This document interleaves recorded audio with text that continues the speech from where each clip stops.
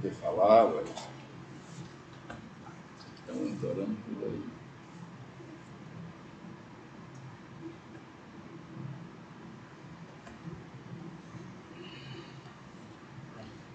Bom dia.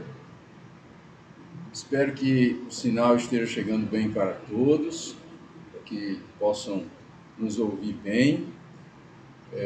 Estamos inaugurando a transmissão das reuniões do I7 agora de maneira virtual, de maneira através da internet.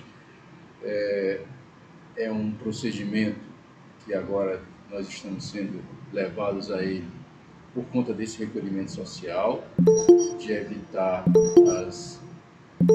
as reuniões, né, as aglomerações, estamos atendendo às recomendações estatais e esperamos que ela seja uma reunião proveitosa a todos, que esteja satisfatória do ponto de vista até da interlocução, que a gente consiga estabelecer o debate com a participação de vocês, para que seja útil, né? Para que a gente mantenha a mesma postura, a mesma forma de trabalhar que o I7 vem adotando há vários anos, com esse espaço de discussão, esse espaço de liberdade, como meu pai costuma dizer, é o nosso espaço de liberdade, que se não é aqui no auditório, mas que seja de maneira virtual, na nossa sala virtual, continua sendo nosso espaço de liberdade para manifestação de opiniões.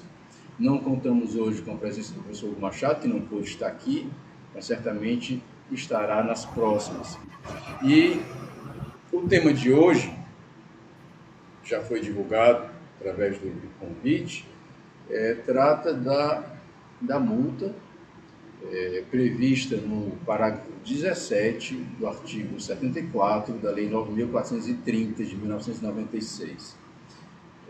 É uma multa que tem sido questionada de maneira muito constante pelos contribuintes e até agora, embora essa multa tenha sido instituída em 2010, até agora nós não temos uma definição a respeito da sua validade por parte do Supremo Tribunal Federal. Ela tem uma característica muito peculiar, que vamos abordar no decorrer dos nossos debates, e merecedora de toda a nossa atenção. E foi iniciado recentemente, agora em abril próximo passado, o julgamento pelo Supremo, finalmente, e no qual ele definirá a respeito da validade dessa multa. E a ideia é que, uma vez iniciado o julgamento, ele agora está a merecer nossa atenção. Relator o ministro Edson Fachin, já proferiu o seu voto, no sentido de considerar inválida a cobrança. Ele foi acompanhado pelos ministros Celso de Mello, ministro Gilmar Mendes, ministro Luiz Fux, e que o Luiz Fux, mesmo já depois de votar, pelo menos é assim um registro que consta nas notícias que tratam a respeito do assunto, notícias do Supremo, ele pediu destaque. Era numa sessão virtual, o Supremo submeteu esse julgamento à sistemática de sessões virtuais, e no decorrer da sessão virtual, o ministro Gilmar Mendes pediu vistas, devolveu o processo acompanhando o relator, e o ministro Fux pediu destaque, significa retirar da sessão virtual e submeter a uma sessão física, presencial. O julgamento será continuado, terá o seu segmento agora numa sessão presencial. E está em aberto, mesmo que nós computemos esses 4 votos já lançados, mas ainda faltam mais 7 votos.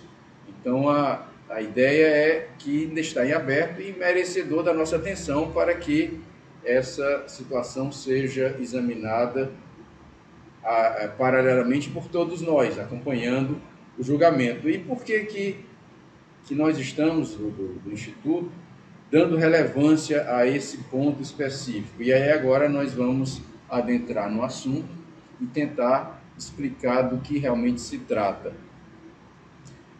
Essa multa ela está diretamente ligada com a questão da compensação. A compensação ela tem uma previsão,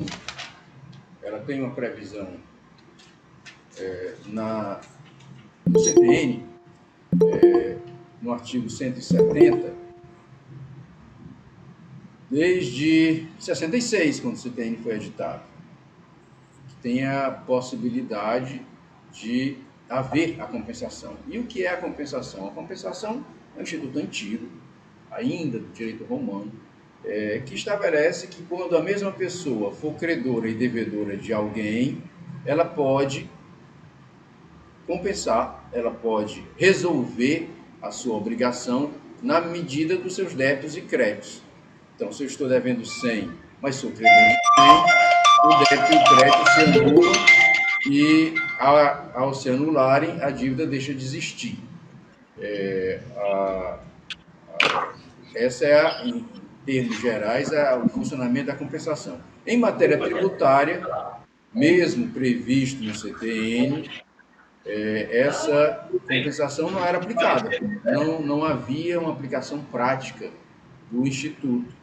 Era uma previsão apenas de normas programáticas, o CTN dizia mais ou menos os limites e os contornos gerais da compensação, mas não havia uma norma de execução, algo que tratasse especificamente de como a compensação deveria ser aplicada. Até que veio a Lei 8383, no seu artigo 66, ainda em 1991, e trouxe pela primeira vez esse regramento da compensação, estabelecendo que poderia haver, o contribuinte teria o direito de, na medida em que ele fosse credor e devedor do fisco, poderia fazer o encontro de contas e realizar a compensação. E a Lei 8383 trouxe uma peculiaridade em que ela disse assim, entre tributos da mesma espécie. E a doutrina, de uma maneira geral, diz, olha, as espécies tributárias são impostos, taxas e contribuições, então contribuições com contribuições, impostos com impostos, taxas com taxas, podem ser compensáveis. Mas a partir daí se iniciou uma interpretação reiterada, sempre no sentido de limitar a compensação. Então, o Superior Tribunal de Justiça passou a entender que mesma espécie era o mesmo tributo. Por exemplo, existem as contribuições para o PIS e a contribuição para o COFINS. E quando o contribuinte era credor e devedor dessas contribuições, ele procedia as compensações. E o STJ entendeu, não, PIS só pode compensar com PIS, COFINS só pode compensar com COFINS, imposto de renda com imposto de renda, contribuição social com contribuição social. Ele não admitiu que essa espécie tributária fosse mais fiel à questão da definição doutrinária das espécies tributárias. Então, praticamente disso, o mesmo tributo, a compensação só pode ocorrer com débito e crédito do mesmo tributo. Foi a primeira limitação que foi colocada. E aí, em seguida, em 96, veio a Lei 9430 e trouxe o artigo 74, que também estabeleceu a compensação, desta vez sem aquela limitação da mesma espécie tributária, dizendo apenas que entre tributos administrados pela Secretaria da Receita Federal. Então, sempre que os tributos administrados pela Secretaria da Receita Federal apresentassem para o contribuinte a condição de devedor e credor, ele poderia fazer a compensação. E no início era uma compensação livre. O contribuinte, no procedimento de apuração do lançamento por homologação, poderia fazer essas compensações. A Receita Federal depois iria conferir de que forma a compensação foi feita, a legitimidade do crédito, os prazos, todos os passos que o contribuinte deu nessa apuração seriam conferidos a posteriori no regime próprio do lançamento por homologação, que assim funciona. E aí começaram as limitações. O artigo 74 da Lei 9430, ele inicialmente, veio com uma redação muito simplificada, muito sucinta. Praticamente o caput, uns incisos, depois uns parágrafos. Um parágrafo terceiro impunha limites à compensação, e eram apenas dois. A lei não permitia a compensação com as restituições do imposto de renda, nem dos tributos de importação. Somente. O restante era livre. Mas aí a coisa foi caminhando e a Receita Federal foi ficando insegura em permitir ao contribuinte que procedesse essas compensações. E foram sendo estabelecidos mais limites, a compensação foi estreitando até que foi instituída a chamada declaração de compensação, que o contribuinte teria que apresentar para a Receita Federal os seus procedimentos de compensação. E quando fizesse isso, a Receita Federal ficaria com o dever de verificar, no prazo de 5 anos, aquela compensação realizada, e se não houvesse objeção da Receita, o lançamento era considerado definitivo, o crédito tributário extinto pela compensação. Dentro do mesmo regime do lançamento por homologação, tudo seguindo isso. E a coisa foi seguindo o artigo 74, que antes tinha pouquíssimas normas, cresceu demais. Hoje ele tem 18 parágrafos e uma infinidade de incisos, é praticamente um tratado de compensação que o artigo 74 se tornou. Mas, bom, isso é apenas um breve e resumido histórico para que a gente entenda a partida da questão da multa que nós vamos comentar. No artigo 74 foi instituída uma multa. Multa de 50%, e aqui eu já estou abreviando, porque essa multa no início era mais significativa, era de 75%, depois 50%, e antes era com relação a pedido de restituição, de aproveitamento de créditos, e depois ficou restrita apenas às compensações. Então, hoje, o parágrafo 17 do artigo 74, nós podemos divulgar, o Edson, a redação daquela coisa que ele disse, pode colocar na tela. Ele tem a redação que vai ser colocada agora para vocês. Pronto. Artigo 74, parágrafo 17. A multa está aí prevista. E é essa regra, essa norma jurídica que está em discussão no Supremo para se estabelecer, afinal de contas, se ela é válida ou não. E aí nós passamos à análise do dispositivo. E percebemos que ele trata de uma multa que é aplicada ao contribuinte em razão da não homologação da declaração de compensação.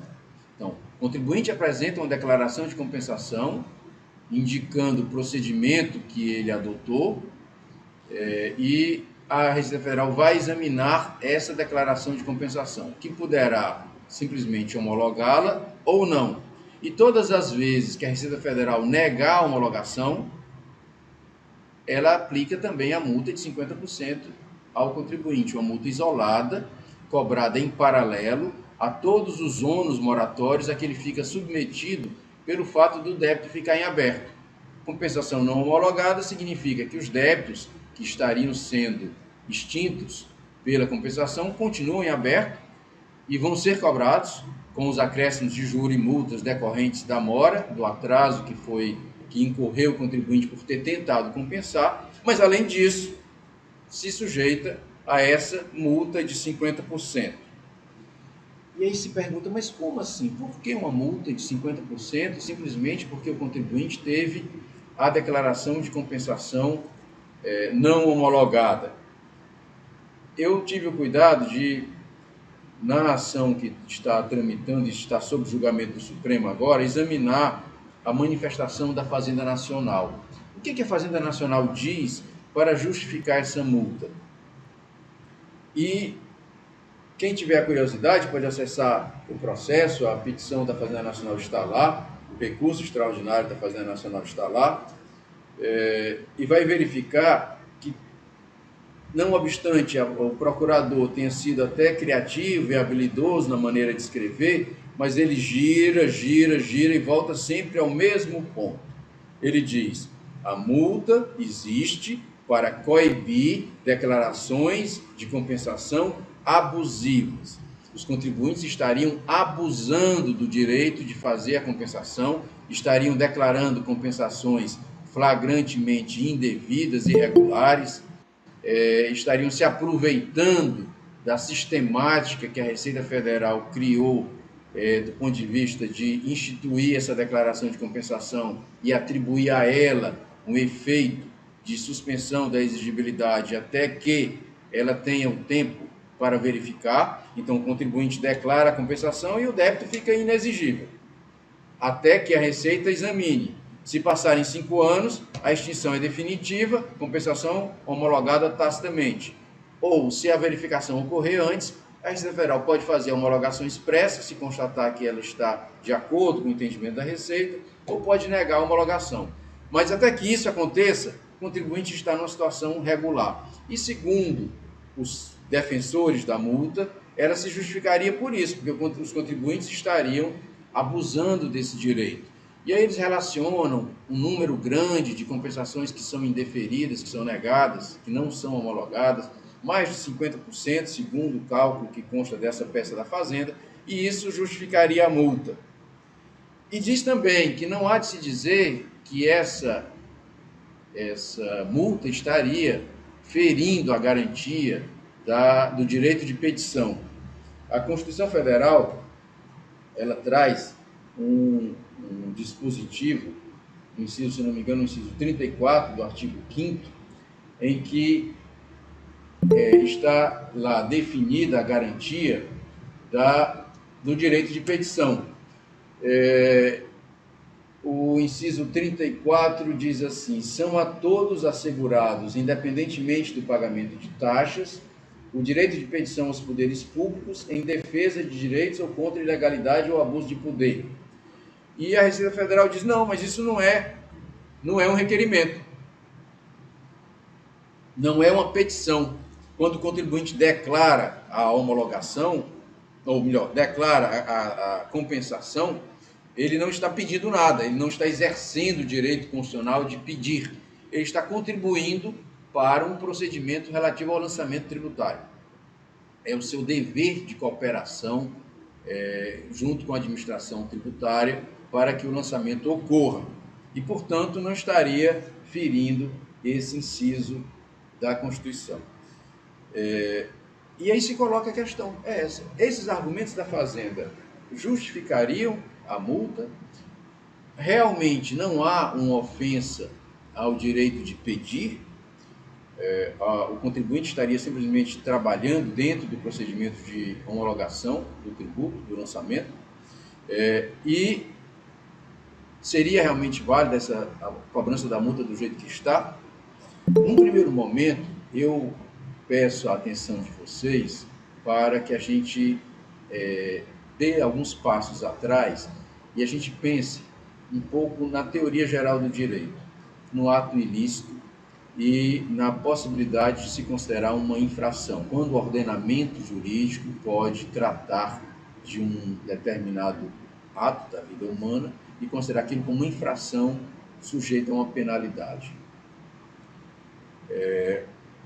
O ilícito há de ser algo que é rejeitado pelo ordenamento. Tem que haver um valor jurídico protegido e toda vez que esse valor jurídico for mal ferido, for ofendido, aquele fato é considerado ilícito e fica sujeito a uma penalidade, a uma consequência, a uma sanção. Então, a grosso modo, isso seria um ilícito. E se pensa, tudo pode ser ilícito, o legislador é livre para escolher algo, para taxar como ilícito, para chamar de ilícito, para apontar como ilícito e a partir daí estabelecer uma pena, estabelecer uma sanção. E a nossa resposta, pelo menos para que a gente inicie aqui o nosso debate e reflita sobre ela, é que talvez não, o legislador não tem essa liberdade. Há de ser ilícito algo que realmente contenha intrinsecamente um valor negativo e que precise realmente ser repelido, rejeitado, reprimido, reduzido através das consequências da sua prática, das consequências da ilicitude. Então, no caso concreto, mesmo colocando a questão como uma participação do contribuinte no lançamento tributário, esse fato seria, por si só, possível de ser considerado ilícito? Eu tenho como dizer que essa participação, o exercício do dever de cooperação do contribuinte pode ser considerado ilícito de maneira genérica, como está sendo? Outra pergunta que se faz e não seria um dever? O contribuinte não é obrigado a colaborar, a fazer, ele não tem o dever de agir dessa forma, não é a própria Receita Federal que estabelece o caminho que ele tem que seguir, porque ele poderia compensar da maneira dele, do jeito dele, mas não, eu tenho que declarar para a Receita, e a Receita tem a oportunidade, o prazo para examinar aquela minha declaração, e é ela que está me pedindo para declarar, e aqui a gente volta, no início não havia isso, no início o contribuinte compensava por conta e risco dele, depois é que a declaração de compensação foi instituída. Então agora eu estou me submetendo a um dever de colaboração, apresentando a minha declaração de compensação, e agora estou cometendo um ilícito? Aí diz, não, mas você não está cometendo ilícito não, a Receita Federal pode aceitar a sua compensação e aí vai dar tudo certo. Eu digo, e quando é que ela aceita? E quando é que ela não aceita? E eu vou estar a depender desse aceite ou não da Receita, e é isso que vai definir a minha conduta como sendo ilícita ou não. Então, a conduta não é minha, é da Receita, porque a minha parte eu fiz, eu declarei, eu apresentei a declaração como havia sido posto na regra jurídica. E aí agora, quando a Receita Federal não homologa, quando a Receita Federal entende que a minha compensação não é devida, eu vou me submeter a uma multa? É um questionamento que se deixa em aberto. O ministro Fachin tem um voto, que também já está divulgado na internet, nós colocamos até à disposição de vocês, e que tem um trecho do voto logo no início, que resume bem a questão, quando ele diz, em síntese, firmo convicção em sentido convergente ao parecer ministerial, quer dizer, o Ministério Público já opinou nesse mesmo sentido, ou seja, pela inconstitucionalidade da multa prevista no artigo 74, parágrafo 17 da Lei 9.430/96, tendo em conta que a mera não homologação de compensação tributária não consiste em ato ilícito, com aptidão para ensejar sanção tributária. Então, a questão que se coloca é essa. Se não é ilícito, não pode ensejar multa. E não é possível se estabelecer uma mera ocorrência eventual, uma possibilidade de que alguém abuse do direito e extrapole esse direito e declare alguma compensação indevida como motivo de cobrança de multa de outros que estão declarando e cumprindo seus deveres regularmente.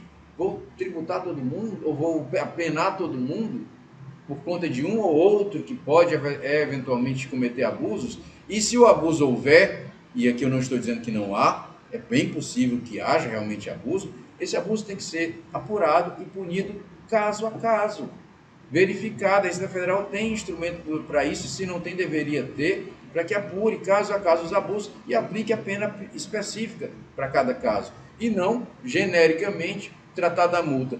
Por que isso? Porque pode se tornar um perigo sério. Essa multa, da maneira que está, é praticamente uma negativa do direito de compensar. O contribuinte fica receoso. Mas ele pode negar a minha compensação e agora o meu direito se transforma numa pena de 50% do valor. É muito elevado, é muito alto, é um risco muito elevado para que um contribuinte de boa-fé faça a sua compensação. E a Receita Federal tem muitas indeferimentos de pedido de compensação, de declaração de compensação não homologada, por questões que se discute juridicamente que não são abusivas. Por exemplo, o conceito de insumo. O contribuinte tem um insumo e aquele insumo levou a que ele calculasse a COFINS de uma maneira diferente, e a COFINS gerou um crédito e aquele crédito ele compensou. Então a Receita Federal vai examinar aquele crédito existe ou não existe. Se o crédito existir, a compensação é boa. Se o crédito não existir, eu não vou homologar. E quando eu não homologo, cobro 50% de multa, além de todos os ônus moratórios que o contribuinte incorreu com eventual demora no pagamento.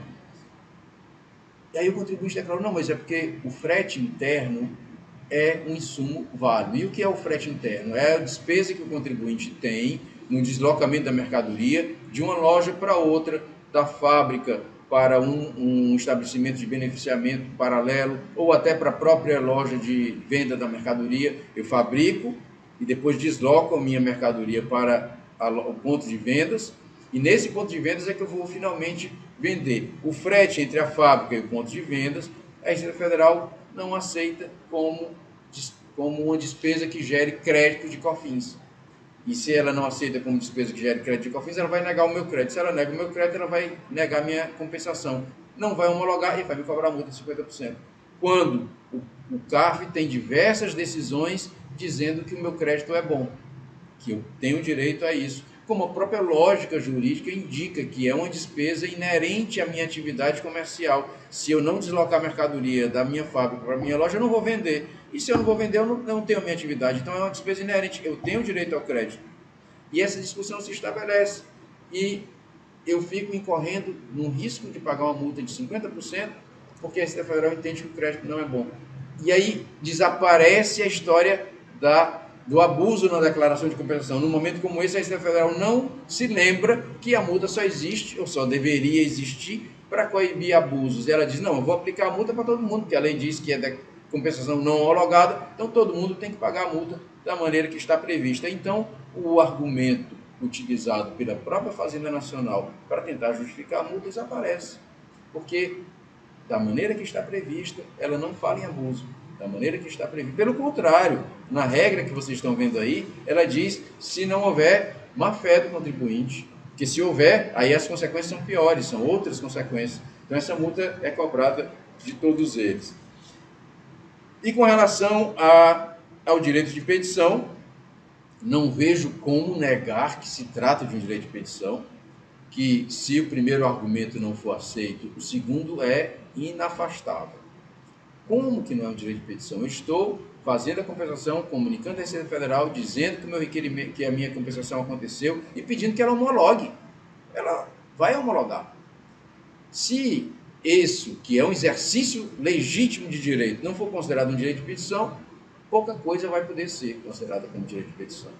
Então, nenhum dos dois argumentos que o fisco tem utilizado na tentativa de justificar essa multa se sustenta.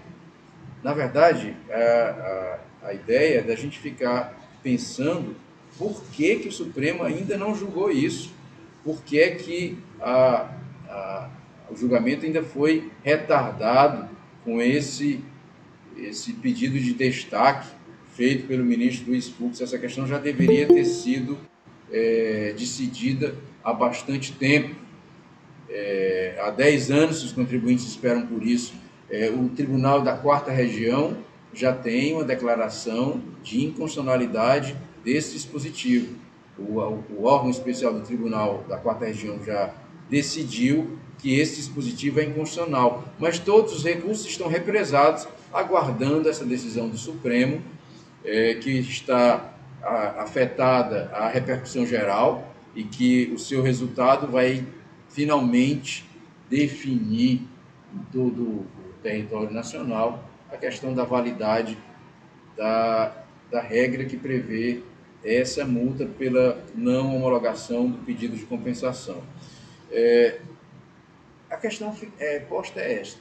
A minha preocupação mais importante é exatamente com a questão do ilícito. Se a Receita Federal puder começar, e o fisco de uma maneira geral, puder apontar como ilícito o que ele quer, da maneira que ele quer, para resguardar o direito que ele acha que tem de resguardar alguma coisa, nós vamos ficar numa situação extremamente perigosa, numa situação extremamente fragilizada, no sentido de restrição de direitos, no sentido de coibir as nossas liberdades, os nossos fazeres, inclusive, no caso específico, é um exercício de direito que está sendo considerado como passivo de multa. Eu tenho o direito de fazer isso, a lei inclusive me obriga, me coloca o dever de declarar a compensação, e porque eu faço, eu fico sujeito a uma multa de 50%, uma vez que esse pedido pode ser negado. E aí vem uma última colocação. Toda vez que a gente pede alguma coisa, é óbvio que eu estou sujeito a ouvir um não. Se eu tivesse certeza que eu ouvi um sim, ou se eu tivesse a garantia, a segurança de que eu sempre vou ouvir um sim, não é um pedido, é uma ordem. E uma ordem que tem que ser cumprida. Então, se eu peço algo, é óbvio que ao pedir, existe a possibilidade de ouvir um não. E se existe uma possibilidade de ouvir um não, essa possibilidade está diretamente ligada ao direito de pedir. E se está diretamente ligada ao direito de pedir, não pode ser punida com uma multa, que é o caso que acontece.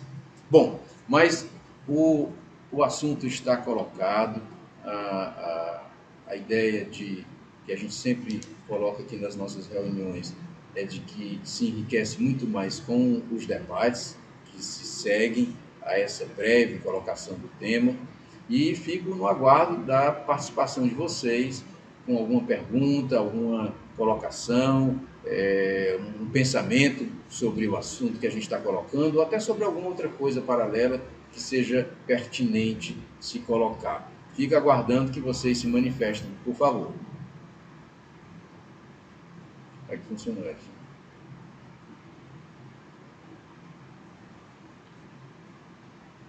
Como é que eu vou ouvir isso? Só ele ligar o microfone e falar agora, doutor.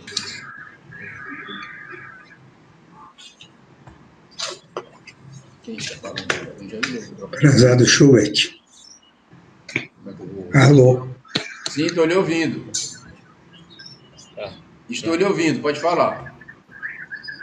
Está me ouvindo? Estou ouvindo sim, pode falar. Doutor Schubert, bom dia, aliás, parabéns pela inauguração, porque com isso podem ser feitas essas conferências em dias não naquelas terça-feira da gente, ou outras vezes, e servirá para melhorar a comunicação. Esse tema, eu acho que faz uns 2 ou 3 anos em que o fisco teve que enfrentar essa compensação, o direito à compensação, mas isso, você sabe, vem desde a Lei 9323, de 20 anos atrás, em que a compensação era uma coisa absolutamente natural, como deveria ser, da contabilidade, diretamente compensa isso e aquilo, crédito, débito, etc. Mas desde esse tempo que a gente sabe que a Receita Federal legisla em cada decisão, cada técnico se acha com o direito de legislar, arranjando a sua saída. Então, essas compensações nunca deram certo. Nós só vamos, na minha opinião, ter algum direito de fazer essa compensação quando for aplicado também na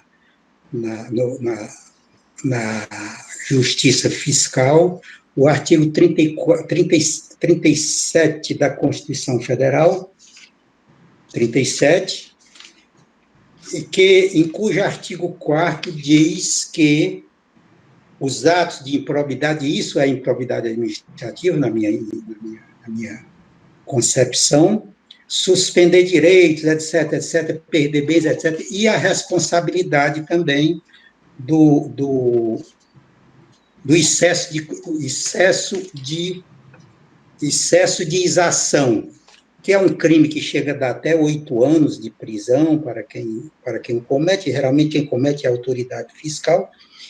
E, infelizmente, você está reclamando do Supremo, e do Supremo, dos juízes, dos advogados, nós mesmos lutamos muito pouco por isso. A gente não tem pressionado a OAB, que tem toda a condição de, como o IAC, defender os direitos, não do advogado, mas os direitos constitucionais aplicados, e que eu tenho um crédito muito pequeno nessa compensação enquanto não houver isso. E também está na lição do doutor Hugo Machado a questão da responsabilidade pessoal.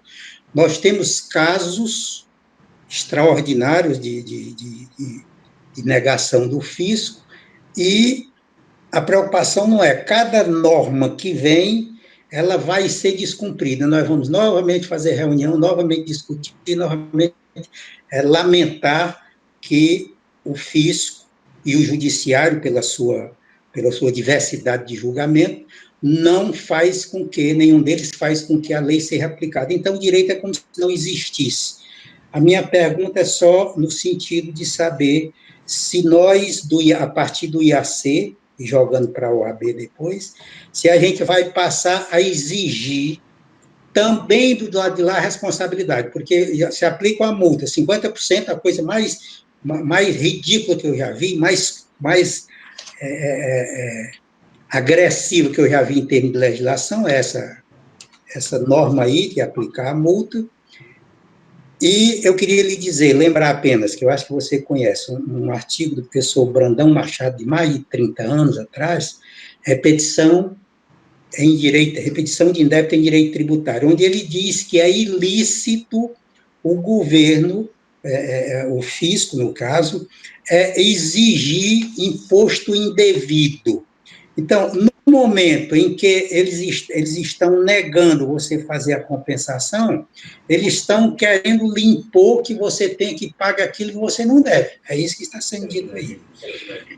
Então, eu gostaria muito de ouvir você sobre isso aí, sobre o artigo 37 da Constituição em relação a isso, sobre a defesa do doutor Hugo Machado, que é tradicionalíssima, da responsabilidade pessoal, porque enquanto não houver a responsabilidade pessoal defendida nas nossas petições, defendida pelas nossas entidades, não vai haver cumprimento das regras, vamos chamar melhor, pelas autoridades brasileiras, que eu acho que a conscientização vai depender muito da força com que nós vamos defender essas regras constitucionais, principalmente os chamados princípios constitucionais. Hernandes, a sua colocação é muito pertinente no que diz respeito à postura dos agentes do fisco, né? Nós nos deparamos com diversas situações em que essas posturas elas são abusivas.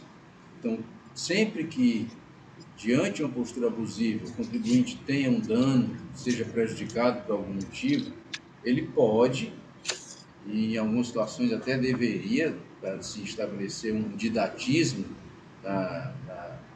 no aperfeiçoamento do nosso ordenamento e dessas posturas estatais, pode exigir uma reparação, uma indenização. A questão é que essa multa, a cobrança dessa multa especificamente, ela está prevista em lei. A previsão em lei, como nós colocamos há pouco, ela é insuficiente na medida em que a lei é inválida. A lei está criando uma aberração jurídica, na medida em que ela cobra multa sobre algo que não é ilícito. Como que eu vou apontar um pedido de declaração de compensação como passível de sofrer uma multa, se ele não for atendido?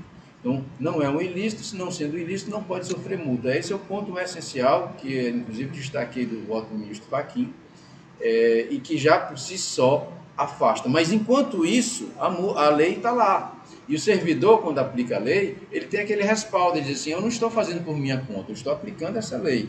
Então, seria muito difícil a gente responsabilizar pessoalmente um servidor nessa situação, porque ele está cumprindo uma determinação que, mesmo que a gente entenda que é absurda, mesmo que a gente entenda que ela é inválida, mas está lá. Então, não foi iniciativa dele, não foi uma ação pessoal dele que levou aquela cobrança, aquela imposição da multa, mas foi uma regra posta no ordenamento. Em outras situações, não. Em outras situações, o servidor pode sim ser responsabilizado quando ele agir de uma forma, vamos chamar assim, dentro de um âmbito que ele poderia tomar decisões diferentes. Então, ele pode tomar decisão A, B ou C. Ele toma uma decisão que causa prejuízo ao contribuinte, então ele vai precisar ser responsabilizado por aquilo que ele falou. Nesse caso, não. Nesse caso, ele não tinha outra decisão a tomar, ele teria que cobrar a multa da maneira que está prevista na lei. Então, eu não vejo, nesse caso específico, um momento, uma situação que permita essa indenização. Mas o assunto é muito importante porque abre a possibilidade de nós colocarmos, inclusive o professor Hugo Machado repete muito isso, de que seria a defesa mais eficiente do contribuinte é a atribuição de responsabilidade ao agente. O agente tem os deveres legais dele, deve exercer todos esses deveres, cumprir todos esses deveres, mas sem abuso, sem causar um prejuízo desnecessário ao contribuinte. Toda vez que isso ocorre, o contribuinte pode pedir uma reparação do prejuízo sofrido, mas que não se encaixa exatamente nesse caso da multa por conta da previsão legal. Mais alguém? Alguma outra colocação?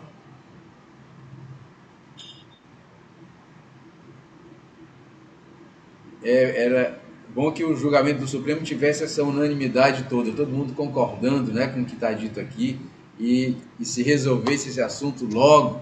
Eu fiquei até ansioso que esse julgamento seja retomado para que a gente não tenha uma surpresa, alguém pense diferente e queira justificar essa multa, porque eu acho que ela traz dentro dela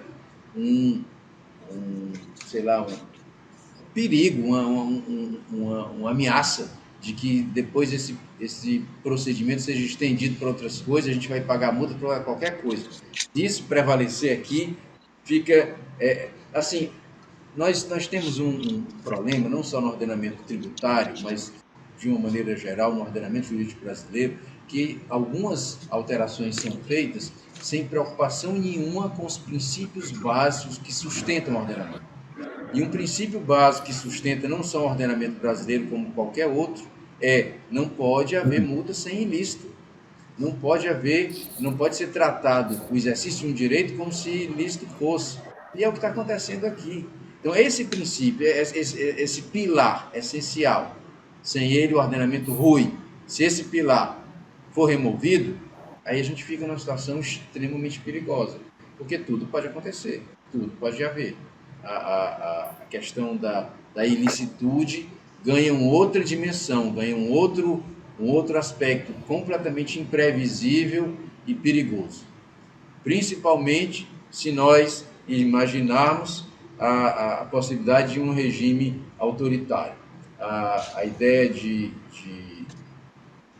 ordenamento jurídico está diretamente ligada à defesa das liberdades. O direito é um sistema de limites, como o professor Machado costuma repetir. E esse sistema de limites ao poder, limites ao exercício do poder. E se nós admitirmos que esse poder pode ser exercido da forma que está colocado no parágrafo 17, impondo uma condição de infração, impondo uma cobrança de uma multa, numa situação como essa, o limite praticamente desaparece. Não tem mais limite. Nós não temos mais a segurança que o ordenamento nos dá ou nos deveria dar contra esses abusos. Aí esse ponto realmente é o que mais nos preocupa, no sentido de que ele precisa ser visto. E por isso que eu destaco a postura do ministro Edson Fachin, quando diz que não tem como cobrar multa de algo que não é ilícito. Se não é ilícito, não há fundamento algum para essa norma e, portanto, ela deve ser afastada. Ele nem adentrou numa análise mais assim detalhada do direito de petição, embora tenha falado do direito de petição, tenha dito realmente que ofende o direito de petição, mas o ponto essencial foi logo esse primeiro, que eu acho que é o definitivo. Não é ilícito, não tem como cobrar multa. Eu acho que a Receita Federal foi muito longe, deu um passo muito largo, tentando proteger os direitos dela. E, na verdade, o que ela está fazendo limitando drasticamente as compensações. Um direito que é só um faz de conta, como o Hernandes disse antes, que a compensação não funciona bem. Os contribuintes ainda ficam intimidados para fazer as compensações. Então, não é assim. Quem faz errado responde pelo que faz. Mas isso não significa que aqueles que fazem da maneira que eles acham correta tenham que pagar essas multas absurdas como esta que está prevista no parágrafo 17. Alguma outra manifestação? Tem bastante gente aí participando da nossa reunião. Eu gostaria de ouvir mais alguém, algum comentário. Bem, eu não sei se estou sendo ouvido. Gostaria de uma confirmação. Pode falar, Pronto. André. Pronto. Em princípio, digamos, temos a experiência de um novo modelo de comunicação, não é? É uma situação que todos nós, pelo menos da minha parte, é a primeira vez que estamos aqui debatendo um tema, e das reuniões dos 7, que eram tradicionais, a presença física. De certo modo, a gente sente um pouco de inibição, porque é um meio que a gente não tem essa habitualidade. Mas, voltando aqui ao tema, e também dando um bom dia para todos, não é? Fica aqui uma situação que eu tomei nota de um histórico que o Schubert falou, que é a questão do princípio do direito lá atrás. É uma questão que se reflete muito, muito presente digamos, esse autoritarismo ou essa arbitrariedade do fisco com relação a legislar de um modo tão severo, tão extorsivo contra o contribuinte. Uma multa de 50% é uma multa já muito, digamos, grave daquilo que a gente tem no dia a dia do direito, seja em que área for. O princípio de uma multa é, primeiro, uma multa de advertência, ou uma multa de 10%, 15%, 20%, mas não 50%, quer dizer, parte já de uma multa de 50%, mesmo que ela tenha sido... primeiro, isso realmente provoca eu diria, uma coação, talvez, para que o contribuinte não se manifeste. E eu gostaria de chamar a atenção que o doutor Hernandes falou exatamente isto, não é? Quer dizer, esse distanciamento que o fisco quer impor ao contribuinte, né? Talvez seja essa a explicação, quer dizer, essa multa é uma multa psicológica agressiva para o contribuinte. Mas, voltando à tese da ilicitude, aqui, que foi recuperado do ponto de vista histórico dos princípios do direito, né, do que o Schubert falou, é interessantíssimo, porque ficamos à mercê de que hoje se tem uma multa de 50%, amanhã pode ter outro tipo de multa ou de sanção, e sem dar direito, porque realmente isso tira do contribuinte aquilo que é mais básico, que é o direito de peticionar, de ir atrás daquilo que o cidadão, o contribuinte, pode requerer nas instituições, e principalmente no fisco, porque o fisco se trata de uma complexidade muito grande, às vezes por um engano, por uma dificuldade da própria máquina burocrática do Estado, criar situações que vão prejudicar o contribuinte. E, constitucionalmente, qualquer cidadão, qualquer contribuinte tem a liberdade, né, e o direito legítimo de questionar. Isso é uma coisa inerente, está dada pela Constituição, isso é um fato grave. Eu até fico aqui me colocando, me questionando, de repente o contribuinte paga essa multa de 50% e amanhã vem o Supremo dizer que isso é ilegal. Quer dizer, vai criar aí todo um outro tipo de situação, porque o contribuinte que pagou essa multa vai ter que entrar novamente no judiciário e ir atrás dos seus direitos. E quando isso ele vai recuperar? Pelo que se tem de tradicional com relação a esse tipo de comportamento do fisco, dificilmente ele vai ter isso de imediato. Vai ser mais uma dificuldade. Eu gostaria de colocar aqui essa questão, essa segunda questão, que é, porventura, saia o julgamento do Supremo, não é?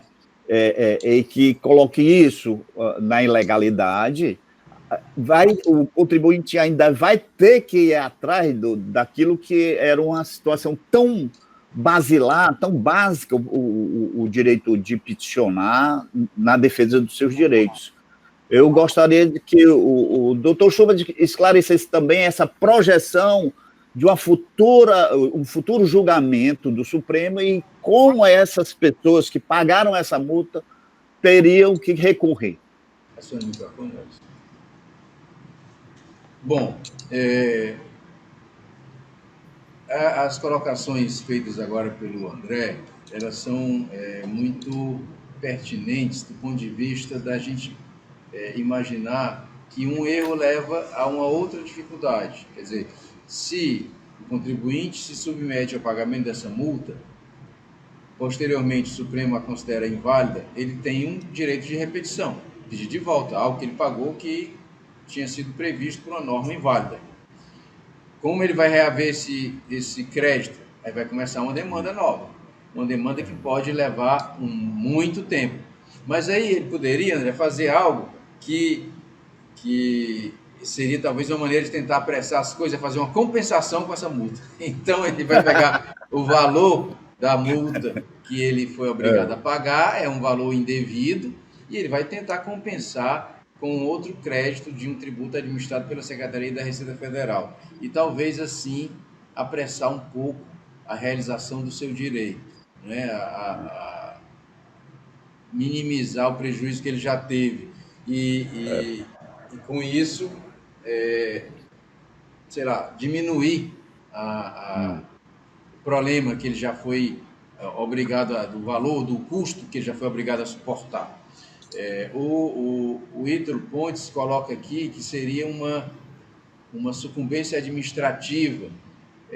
Não deixa de ser um tipo de consequência negativa por uma derrota, que teria alguma semelhança com a sucumbência, mas é muito pior do que isso, Ítalo. Quando o contribuinte perde a compensação, quando ele não é homologada a compensação, ele já fica sujeito ao ônus da mora. Esse ônus da mora, por si só, já não deixa de ser um tipo de sucumbência. Quer dizer, ele vai pagar 20% da multa de mora, ele vai pagar juro da Selic durante todo o período que ele esperou pela homologação da compensação. Então, esses ônus vão ser exigidos dele por conta de não ter sido aceito o que ele pediu. Joga mais 50%, é algo muito pesado, é algo severo, principalmente quando multa decorre unicamente da decisão da Receita. A Receita decide, não, você não tem direito a essa compensação, não. Quando, na verdade, eu posso até ter direito a ela. Tem algumas situações que são absurdas a negativa da compensação. Eu dei um exemplo do FREST, um aproveitamento de crédito de COFINS, mas tem outras que são absurdas. Nega a compensação porque ele errou o preenchimento do formulário, nega a compensação porque não está da forma que a Receita Federal quis que estivesse. É muito comum as negativas que são formais. A própria Receita teve um caso concreto, eu estive no CARF sustentando, o contribuinte fez a compensação e depois foi negado na primeira instância, ele recorreu ao CARF e quando ele recorreu ele disse, eu me enganei, o meu crédito, que está escrito no formulário aqui, 2012, na verdade, ele era de 2010, é só trocar, verifique em 2010 eu tenho um crédito, se você corrigir isso, está tudo ok. Aí o CARF disse, sabe o quê? Não cabe à Receita Federal corrigir o formulário do contribuinte. Se ele disse que era 2012 não tem um crédito, eu vou negar de qualquer jeito. Mas tem em 2010, ele reconheceu que tinha em 2010, não custava nada ter retificado o formulário para 2010. Não, mas não pode. Nós não podemos corrigir esses erros do contribuinte. E negar a compensação e vão aplicar 50% de multa em cima dele, por conta desse tipo de erro. Então, a ideia é uma coisa severíssima, a depender unicamente de uma interpretação da Receita Federal, interpretação que muitas vezes é indevida, inadequada, equivocada, e que o contribuinte às vezes tem que se socorrer do judiciário para fazer prevalecer o direito dele e vai ficar submetido a essa multa. Quer dizer, uma multa que, mais uma vez, insistindo aqui com vocês, não decorre de ilicitude. Ele pediu a compensação, ele apresentou um requerimento, ele se comportou conforme o regulamento manda. E mesmo ele tendo se comportado conforme o regulamento manda, porque a Receita Federal entendeu diferente, teria que pagar a multa. Eu não vejo nada que justifique, pelo contrário, fico preocupadíssimo com a possibilidade de algum ministro do Supremo pensar que pode, que pensar que essa multa de alguma forma seria válida. É uma preocupação grande, porque ela abriria uma porta larga, não é nem só uma fissura no dique de contenção do poder, não. Ela abriria uma porta larga, que por ela poderia passar muita coisa ruim contra o cidadão.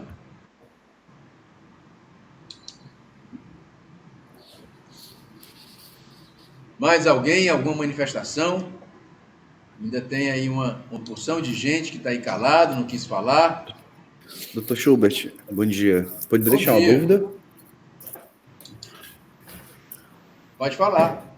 Tudo bem com o senhor? Tudo bem, gente? Bom dia. Basicamente, o senhor entenderia também que a inconstitucionalidade da multa principal sendo julgada pelo STF afetaria também as multas que têm realmente caráter punitivo, no caso de créditos apurados com o intuito claramente de dolo, fraude e simulação, aplicando a multa de 150, não só a de 75, a multa qualificada no caso? Não, a multa que nós estamos tratando é a multa que está prevista no parágrafo 17. Tá? Essa multa que está prevista no parágrafo 17, ela simplesmente diz compensação não homologada, ponto. Pelo contrário, ela excepciona no final do parágrafo os casos de dolo, de fraude, de má-fé. Então, ela só se aplica quando é uma não homologação objetiva, sem qualificação alguma. Então, simplesmente a Receita Federal não homologou, aplica automaticamente 50%. É essa que cai.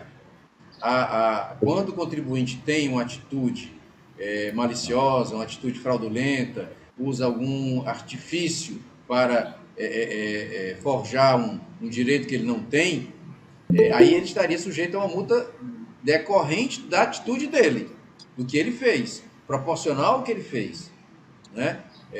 Específica em relação a esse ilícito que ele cometeu, mas não simplesmente por ter declarado a compensação. Não, tudo bem, mas a minha pergunta foi mais no sentido se, por exemplo, a multa de 150% é uma multa qualificada de 75 mais 75, certo? Se a multa de 75, que será a multa por uma declaração indevida, por não homologação da declaração, ela for declarada inconstitucional, a segunda multa, que seria decorrente da primeira, a qualificadora da multa, que seria decorrente da primeira, também reduziria ou não? Não, mas é assim, eu realmente não estou compreendendo a sua pergunta, porque assim, nós estamos tratando de uma multa isolada de 50%, que não tem qualificação alguma, que não tem adjetivação alguma, é simplesmente decorrente da não homologação. Bom, se nós estamos falando de uma outra multa, que já foi inclusive objeto de uma qualificação para dobrar o valor, não é essa, é outra multa. Entendi. É outra multa. Então, essa outra multa está fora, não está no parágrafo 17. Ela está prevista em outra regra. Tá? E, portanto, não foi atingida pela decisão do Supremo. Eu acho que o ponto essencial da decisão do Supremo, esse trecho do voto do ministro Fachin que eu destaquei, eu acho que esse é que vai melhor enriquecer o nosso ordenamento, a nossa segurança jurídica. Não há ilícito, não pode haver multa. Não existe multa sem ilícito. E o ilícito também não é livre para o legislador de chamar qualquer coisa de ilícito. Ele tem que valorar a conduta e, a partir dessa valoração, poder considerá-la como ilícito ou não. No caso concreto, uma declaração de compensação não poderia nunca ser considerada um ato ilícito. Perfeito, obrigado.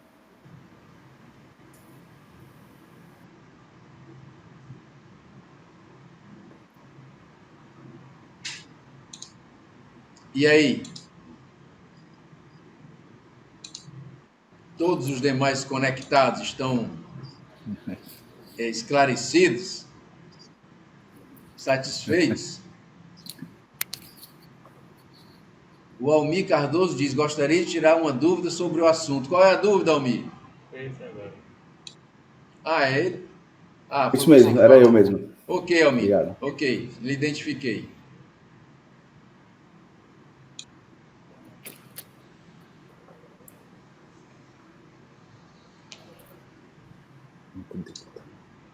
Professor Schubert, Diga, Hernandes.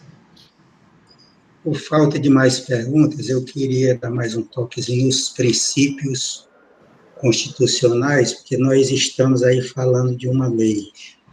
E nós já verificamos, principalmente depois do advento da medida provisória na Constituição Federal, que as leis no Brasil, elas são feitas de acordo com o interesse da autoridade a qual ela se dirige. Por exemplo, na área tributária, a gente já viu muitos secretários de Receita Federal reclamarem que só vão trabalhar, redigir aquela lei quando ele der a redação dele. Ou seja, como se o contribuinte pudesse fazer a redação da sua lei para que ela pudesse entrar em vigor. Por isso eu estou insistindo nos princípios e queria dar 2 exemplos de leis que são ridículas, e seriam milhares no Brasil, mas vou dar 2 exemplos. Uma agora é estadual, só para ver que a Constituição diz que toda lei tributária tem que levar em conta a situação contributiva, não é? Tem que levar em conta a capacidade contributiva do contribuinte. Então, quando existe uma lei que não leva em consideração essa capacidade, em primeiro lugar, estaria praticamente inválida, pelos princípios, pela interpretação em direito, não em direito tributário. Então, em São Paulo, eu ouvi ontem do governador muito feliz, muito empavonado, porque a partir de hoje, ou é de segunda-feira ou de ontem, está vigorando uma lei de quem for pego sem máscara, em qualquer ambiente em São Paulo, paga uma multa de R$5.000.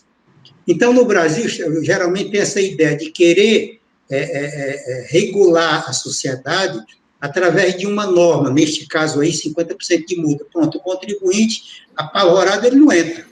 Ele não entra porque ele não é doido, porque ele sabe que não tem muito a quem recorrer. Então, uma lei dessa, quantas pessoas em São Paulo vão poder pagar R$5.000 de multa, R$5.000 de multa? Aí alguém vai dizer que ele é o estabelecimento. Ele conta quantas pessoas tem no estabelecimento e aplica tantas vezes R$5.000 contra o estabelecimento. O estabelecimento não pode pagar nem R$5.000, é uma padaria, é uma bodeguinha, sei lá, um salão de cabeleireiro, etc. E a outra lei, essa 7.000, 13.000, qualquer coisa, que é sobre precatórios. Não vou reclamar sobre precatórios, que a reclamação é grande, longa e antiga, mas é só que a lei que foi instituída em 3 dias, enquanto o presidente da República viajou, o que ficou no seu lugar, aproveitou 2 dias e instituiu uma lei dizendo todo precatório que estiver mais de 2 anos sem ser mexido, sem ser tirado, volta para o caixa. O que aconteceu? Eles conseguiram, a lei já foi feita por eles, certamente, foi o interesse do caixa, e pegaram mais o seguinte, interpretando erroneamente aquele precatório. Eu tinha precatório de 15 anos, mas 15 anos de um processo vivo, um processo discutindo, porque não liberava porque tinha briga. Porque o governo, porque o judiciário não deixava. Então, eles pegaram, eu peguei vários casos de precatórios relativamente grandes para o Ceará, e eles, então, recolheram esse dinheiro, porque a Caixa se enganou e eu vou levar mais 5 anos para fazer outro precatório.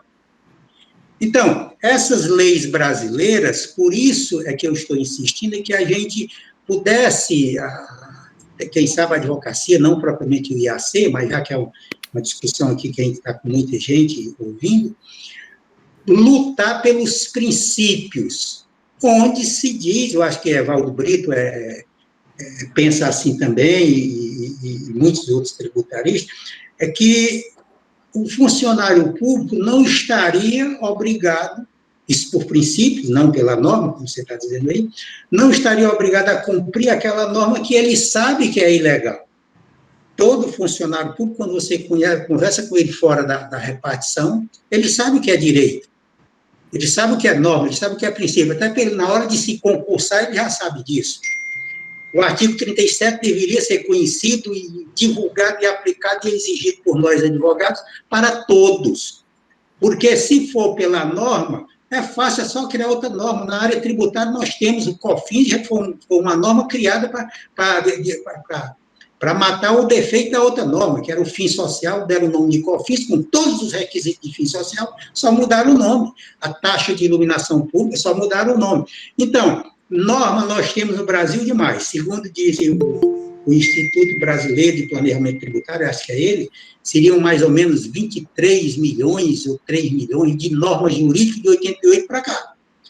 E nós temos uma lei de interpretação das leis que diz ninguém pode alegar ignorância da lei, pelo amor de Deus. Nenhum ministro que eu conheço, nem presidente da República, nenhum estudioso que eu conheço, estaria apto no Brasil a conhecer todas as normas.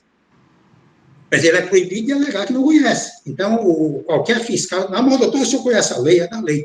Então, eu queria insistir na história dos princípios, para que a gente se levante mais o nosso pensamento para defender as normas jurídicas, porque defender as normas a partir dos princípios constitucionais e das normas constitucionais também. O próprio CTN tem normas muito boas que nunca conseguiram mudar. O CTN foi tão bem feito que, quando foram mudar o artigo 184 a 186, é das preferências do crédito tributário, que era a coisa mais ridícula que tinha em vigor, era que o crédito tributário, mas está na lei, a gente chama de complementar, o crédito tributário prefere a qualquer outro, seja de que natureza, inclusive os gravados com ônus reais, não sei o que, a qualquer tempo. Então, a lei por lei não significa nada pelo sistema. Nós talvez teremos que, no caso tributário, se a gente quiser vencer alguma coisa, e já estamos vencidos, porque o tributário brasileiro se venceu porque os fabricantes estão indo para as Chinas, para os Estados Unidos, para não sei onde, para o Uruguai, saindo do Brasil. Aí estão matando a galinha dos ovos de ouro. Exatamente porque a lei proíbe de você querer ser comerciante, de você querer ser industrial, de você querer ser profissional. E se a gente não fizer com que se volte a pensar em princípios, estudar direito pelos princípios, até que os ministros supremos também passem a ser ou a agir como juristas, que esse é o nosso problema o nosso problema de jurisprudência, é porque eles não agem como juristas. Guarda 10 anos, 20 anos, nós tivemos o caso aqui do INSS, passaram 12 ou 14 anos, e julgaram que é inconstitucional os 10 anos de prescrição do crédito tributário do INSS. Sim, agora é simulado, súmula 8, se não me engano, não sei o quê. Agora, quem pagou, pagou. Isso é extorsão. Nós trabalhamos no Brasil num sistema de extorsão. E nós, advogados, eu acho que poderíamos fazer um movimentozinho, a partir disso que você está dizendo e fazendo e expondo, para exigir cumprimento de Constituição, cumprimento de princípios. A norma jurídica, ela é manipulada antes de ser feita. Nós temos aqui, um dia desse, li estarrecido, só para dar papo aí para você conversar mais, eu li estarrecido uma decisão de um ministro do STJ, decisão muito bem embalonada, dizendo que, de acordo com a medida provisória número 35/28, mais ou menos assim, uma medida provisória que tem um número que vai renovada, a Constituição proíbe, mas nós temos muito caso assim, renovada 30, 35 vezes, e um ministro do Supremo, que é uma pessoa que deveria interpretar a legalidade das aplicações de normas, ele diz que está julgando de acordo com a medida provisória número 35/28. Ou seja, nada, porque é aquela que não é transformada em lei, passa a não existir, tanto que a gente tem vários casos, quando transforma em lei, a gente pede o que pagou. Quer dizer, está sempre contra o contribuinte. E eu estou falando isso, há muito tempo que eu falo isso, é no sentido de que nós estamos perdendo quase o galinheiro. Nós estamos com grandes empresas brasileiras se mudando para o exterior, um contêiner da China traz 20 milhões, 3 milhões de peças pequenas, peças íntimas, escova de dente, bolsa de mulher, um contêiner, e os nossos pequenos fabricantes estão fechando todos. Exatamente porque nós temos o fisco com o poder de ser o legislador em cada caso. Não é e tem uma lei federal de interpretação das normas administrativas, lei federal muito clara, muito bonita, aliás, mas ela é cumprida. Esse é o problema. Desculpa aí a prolixidade, professor. Hernandes, é importante a sua participação, você tem cumprido com a sua, sei lá, função de membro do Instituto e além de assíduo nas reuniões, também igualmente assíduo nas colocações, nas manifestações, isso é muito bom para a gente, de uma forma ou de outra, enriquecer o nosso debate. Peço que você permaneça, por favor, com essa disposição, né, de curioso e de nos ajuda aqui a pensar. A questão da validade das normas, a gente tem que ter algum critério objetivo para tentar caminhar por aí, tentar estabelecer um controle. Senão fica muito subjetivo, fica muito perdido, né? E no caso concreto aí, você citou duas coisas, você citou a norma que trata das máscaras e citou uma outra lei que trata dos precatórios. A lei que trata das máscaras, tem inclusive aqui uma mensagem de um dos nossos participantes aqui da reunião, do Enzo Santos, dizendo que a multa não seria de 5 mil, mas de R$500, né? Bom, 5 mil para 500 já diminui um pouco, mas a ideia que você coloca é uma ideia que ela é muito debatida na filosofia jurídica. É aquela de que a norma pode definir a conduta do cidadão ou é a conduta do cidadão que define a norma? É a partir da conduta do cidadão que a norma deve ser prevista ou através da norma eu posso levar o cidadão a ter uma determinada conduta? Esse debate ele é permanente, ele não terminou ainda, tem vários experimentos, várias observações, opiniões dos estudiosos sobre esse assunto, e eu diria que em algumas situações funciona uma coisa, em outras situações funciona outra. Nós não temos assim uma regra definitiva com relação a esse assunto. E eu dou aqui um exemplo da multa que foi instituída pelo uso, ou melhor, pelo não uso do cinto de segurança. Quando nós não éramos habituados a usar cinto de segurança nos automóveis, o Estado do Ceará foi um dos primeiros que estabeleceu uma multa, até de constitucionalidade a ser examinada se realmente era válido ou não, do ponto de vista da iniciativa, se o Estado teria competência para legislar sobre trânsito, sobre normas de segurança no trânsito. Mas, seja como for, foi da época ainda do governador Tasso Gereissati, e ele teve essa ideia, e a Assembleia aprovou a lei, trazendo uma multa no valor de um salário mínimo. Quando a multa foi criada, o cidadão não era habituado a usar cinto de segurança, o brasileiro não usava cinto de segurança, todo mundo se sentiu violentado com aquilo ali. E, eu vou ter que usar cinto de segurança, se alguém tiver que morrer sou eu que estou sem cinto, por que você é obrigado a usar cinto e ainda tem que pagar R$5.000, aquela coisa, R$5.000 não, um salário mínimo, que valeria hoje a R$1.000, e o governador foi para a TV, a repercussão foi tão grande que ele foi para a TV fazer uma manifestação, fazer lá uma defesa da iniciativa dele. E ele disse que realmente a multa era cara, era severa, mas ele tinha previsto essa multa com uma certeza, ela era uma multa para não ser paga. Ele não queria que nenhum cearense pagasse aquela multa, porque ele queria que todos os cearenses usassem o cinto. Diz assim, basta usar o cinto que você não paga. Então, não se sintam assim violados em nada, é para o bem de vocês. E terminou pegando, Hernandes. Por isso que eu disse, algumas coisas funcionam, outras coisas não funcionam. Nesse caso do cinto, funcionou. A norma é que impôs a conduta do cidadão. Então, a norma que veio trazendo a multa e educou o cidadão a usar o cinto. Eu me coloco como exemplo, eu não usava cinto, e hoje eu não consigo entrar em carro nenhum, em táxi, em Uber, qualquer coisa que eu entre, a primeira coisa que eu faço é colocar o cinto. É uma coisa automática. Eu automatizei uma postura, uma conduta de colocar o cinto com a prática, com o tempo. Eu até me sinto solto quando eu estou sem o cinto, que o carro freia, que eu vou na frente, tem alguma coisa errada, que eu estou solto aqui dentro do carro. Então, é um exemplo, estou dando um exemplo. Não sei se a da máscara vai funcionar, talvez até nem funcione, e a máscara, inclusive, tem uma questão que dificulta isso, porque é o tempo. Talvez ela seja temporária. Quando acabar a pandemia, eu não tenho mais que usar máscara. Então é uma coisa assim que não vai dar tempo nem de eu aprender, nem de me educar. Quando eu estou me educando, não precisa mais. Aí libera a máscara, eu vou me deseducar de novo. Então a ideia é essa, mas realmente é uma questão que é importante para a gente pensar se a regra que leva à conduta ou a conduta que leva à regra. Precatório, Hernandes, é uma matéria muito assim, difícil da gente tratar.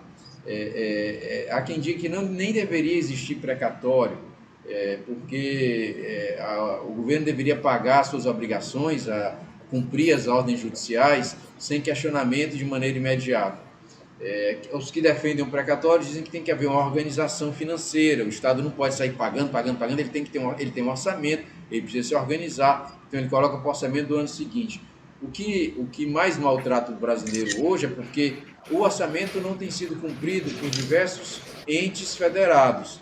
A União Federal ainda cumpre, bem ou mal, tem cumprido e paga os precatórios no ano seguinte. Mas estados e municípios, de uma maneira geral, não pagam os precatórios e fica por isso mesmo. Isso eu acho que é a pior situação com relação ao precatório. As demais, que dizem respeito ao cálculo, a quando ele se torna definitivo. Recentemente teve uma decisão do Supremo dizendo que o governo não é obrigado a pagar juro no que eles chamam de período da graça. O que é o período da graça ou período de graça? O período de graça é o ano. A lei diz, você tem um ano para pagar. Então, o Supremo entendeu, se você tem um ano para pagar, você não paga Selic nesse ano. Você tem um ano inteiro para pagar, então você pode pagar em dezembro, no final de dezembro, e não vai ter Selic alguma. Agora, se você passar para o ano seguinte, aí aplica a Selic. Essa foi, pelo que eu me recordo agora, a última decisão com relação a precatórios. Mas o próprio artigo 100 cresceu muito, né? O artigo 100 era pequenininho, falava do precatório de uma forma direta e objetiva, ele foi crescendo, agora tem muitos parágrafos, muitas coisas, e tratando do precatório com detalhes, e tem até já o mercado de precatório, mercado secundário de precatório, que só existe porque os estados não pagam, porque se pagasse não ia ter muito espaço para o mercado, porque no ano seguinte eu já ia receber meu dinheiro, então o mercado só está aí porque não tem os pagamentos, mas é um assunto também muito assim, cheio de nuances, e caberia uma fala inteira só sobre precatório, talvez nem desse tempo de uma fala toda, tem que ser mais tempo do que isso para falar de precatório. O Silvestre faz uma pergunta específica com relação às compensações. Ele pergunta se seria válida a limitação imposta pela lei à compensação. Ele não deu nenhum exemplo, mas a lei tem muitas limitações. O artigo da lei que trata das compensações, que é o artigo 74, que eu já me referi aqui, ele tem um parágrafo 3º, que ele começou com duas únicas restrições, que era exatamente a restrição relativa à restituição do imposto de renda e dos impostos de importação.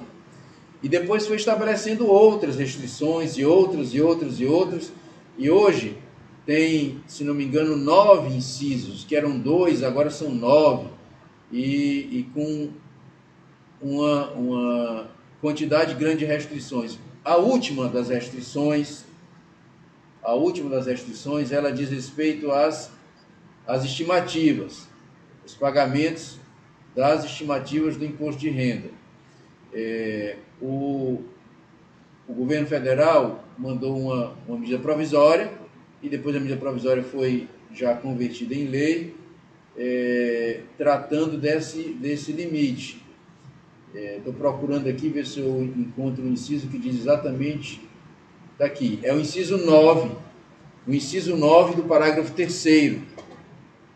Ele diz assim: não pode compensar os débitos relativos ao recolhimento mensal por estimativa do imposto sobre a renda das pessoas jurídicas e da contribuição social sobre o lucro líquido, apurados na forma do artigo 2º dessa lei. O que é isso? As pessoas jurídicas, elas estão sujeitas a um pagamento pelo lucro, sobre o lucro. Então, eu pago imposto de renda sobre o lucro, e esse lucro pode ser apurado basicamente de 3 maneiras. o chamado lucro real, que é aquele lucro apurado pela contabilidade, o lucro presumido, que é um lucro calculado a partir de uma presunção de uma alíquota da receita, e se presume que o meu lucro é aquele, ou o lucro arbitrado, que é um lucro um pouco maior do que o presumido, que é aplicado ao contribuinte que não cumpre algumas obrigações acessórias. O lucro real, por sua vez, pode também ser ajustado no final do ano. O que é que significa isso? Significa que se eu tenho o meu lucro real, mas eu não faço os balanços trimestrais, se eu não faço os balanços nos períodos menores, eu posso fazer só um balanço anual, mas eu tenho que antecipar o meu pagamento de imposto durante o ano. Quando chega no final do ano, eu faço o ajuste, apuro o meu lucro e vejo se o que eu antecipei foi maior ou menor. Se foi maior, eu tenho um crédito. Se for menor, eu complemento. E fica sempre sujeito ao lucro real do final do ano. Como eu passo o ano antecipando, são as estimativas, que eu estimo o meu lucro e antecipo. Então, tem esses pagamentos mensais. O que é que aconteceu? O governo percebeu que as empresas estavam com créditos, estavam usando esses créditos para compensar essas estimativas. E ele teve uma necessidade de caixa, de fluxo de caixa. Disse assim, olha, como é que eu vou manter o meu recebimento mensal? Eu digo, não pode compensar com as estimativas, tem que pagar a estimativa de qualquer jeito, mesmo que você tenha muito crédito. Você tem um volume imenso de saldo credor, mas você não pode usar para as estimativas. As estimativas você tem que pagar todo mês, isso aqui é proibido compensar. Bom, os contribuintes estão discutindo isso na Justiça. Estão discutindo, inclusive, a constitucionalidade disso. Seria razoável eu estabelecer um limite à compensação sem nenhuma outra razão que não seja o meu fluxo de caixa? Eu posso simplesmente dizer, não pode compensar isso porque eu preciso de dinheiro. Eu não precisaria ter uma outra razão para dizer, isso está sujeito a um outro controle, esse crédito tem que ser apurado depois, algum outro motivo que a Receita Federal poderia alegar, como nos outros incisos que tem aqui. Por exemplo, um dos incisos que ele proíbe a compensação é crédito de terceiro. Ele pode dizer, não, o crédito é de terceiro, você não pode trazer para você para compensar e tal. Então ele tem outros motivos, que eu não digo que eles são bons e válidos, mas tem outros motivos que justificariam o limite à compensação. Nesse caso, não. Nesse caso, a única razão é o fluxo de caixa. Então, eu posso, a partir da minha necessidade de fluxo de caixa, impor um limite à compensação. Aí eu respondo para o Silvestre, essa questão está sujeita à decisão do Supremo. Os recursos extraordinários vão chegar lá, tem muitos contribuintes discutindo esse assunto. Eu entendo que não, eu entendo que o simples necessidade de fluxo de caixa não pode limitar o direito do contribuinte compensar. Se for assim, eu vou acabar com a compensação, porque daqui a pouco a Receita Federal não aceita de jeito nenhum. Hoje é esse fluxo de caixa das antecipações, amanhã é qualquer coisa. Então, não pode aqui, daqui a pouco são 9 incisos, daqui a pouco vão ser 12, 15, 20 incisos, daí eu não posso mais compensar nada. Então, tem que haver uma razoabilidade, tem que haver uma motivação específica que justifique o limite à compensação. E essa questão vai ser decidida quando esse litígio relativo às antecipações do imposto de renda chegar até o Supremo. Eu só espero que não leve os 10 anos que levaram agora essa questão da multa. Essa multa é de 2010, nós estamos em 2020. Então, depois de 10 anos, o Supremo vai dizer se a multa vale ou não vale. Essa multa é de 50% que a gente está conversando agora. Eu só espero que esse limite de compensação, que é do ano de 2018, a gente não só veja ser julgado no Supremo em 2028, que ele seja logo para que a gente obtenha segurança jurídica. Quer dizer, toda vez que tem essa manifestação, nós temos mais segurança. A quarentena ou as formas de sessões virtuais trouxeram, a meu ver, uma vantagem. O Supremo foi muito mais ágil. Tem vários julgamentos que saíram, até súmula vinculante que foi aprovada por sessão virtual. Então, tem muita coisa que o Supremo está fazendo em sessão virtual que não fazia antes. É como se os ministros tivessem mais agilidade ou se preocupassem menos em aparecer nos seus votos na televisão, justificando votos, passando horas falando. Então, eles estão julgando mais rápido nas sessões virtuais. Isso é bom. Não quero dizer que a decisão esteja acertada, que ela seja de melhor qualidade do que a outra, mas pelo menos tem decisão. O que é pior é a ausência da decisão, é a omissão que o tribunal vem apresentando em temas de alta relevância. Esse caso da multa, mais uma vez, são 10 anos. Tem outras coisas que estão esperando há muito mais de 10 anos lá, ainda não foram julgadas. Vamos ver se esse ritmo que o Supremo foi levado a adquirir por conta das sessões virtuais na quarentena, que ele continue. Espero que o Supremo continue ágil como está. Tanto o Supremo como o STJ aumentaram muito a rapidez dos julgamentos em face dessa nova sistemática aí das sessões virtuais. Tomara que o ritmo não diminua. Quando as sessões presenciais voltarem, eles se acostumem a votar rápido e nos brindem com uma produtividade maior. Bom, mais alguma outra manifestação? Alguém mais quer falar algo sobre este assunto ou outro?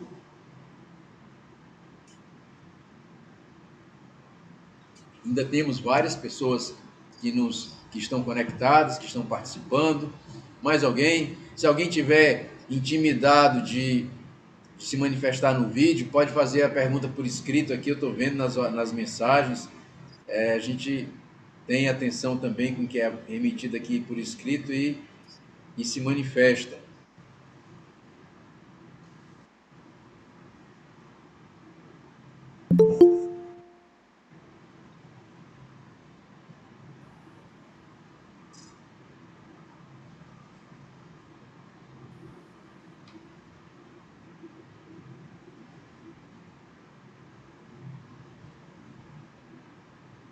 E aí, tem algumas pessoas falando aqui, mas sem uma pergunta específica, sem uma colocação.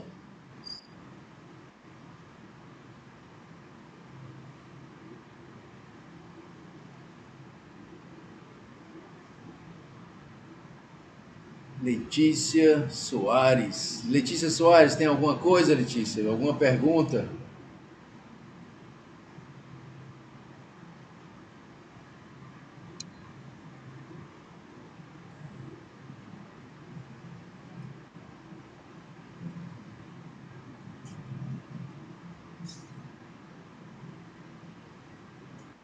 Eu aproveito para renovar vocês todos o pedido de apresentação de temas.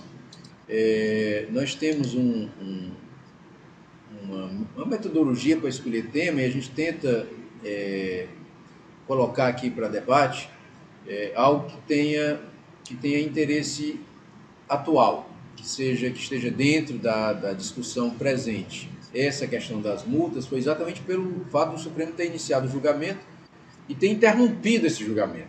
Se o julgamento tivesse sido concluído, a situação estava definida, mas como ele interrompeu, para que a gente não corra o risco de os ministros decidirem de alguma maneira, sem que a gente tenha a chance de contribuir, ou de pelo menos apresentar nossa modesta contribuição aqui para discutir o tema e tentar esclarecer mais o assunto. Então é isso que nos fez trazer a debate, esperando que seja vista essa preocupação a respeito da tentativa do governo federal de impor uma multa por algo que não é ilícito. Eu acho que isso é muito preocupante e espero que o voto do ministro Fachin seja seguido pelos demais pares lá da Suprema Corte, como tem sido até agora. Que esse pedido de destaque sirva apenas para dar mais destaque ao assunto e que todos percebam como o Supremo ainda funciona como nosso guardião, que às vezes se fala, porque o Supremo isso, o Supremo aquilo. Eu não acho que avaliar a conduta individual de um ou outro ministro do Supremo de forma alguma enfraqueça a instituição.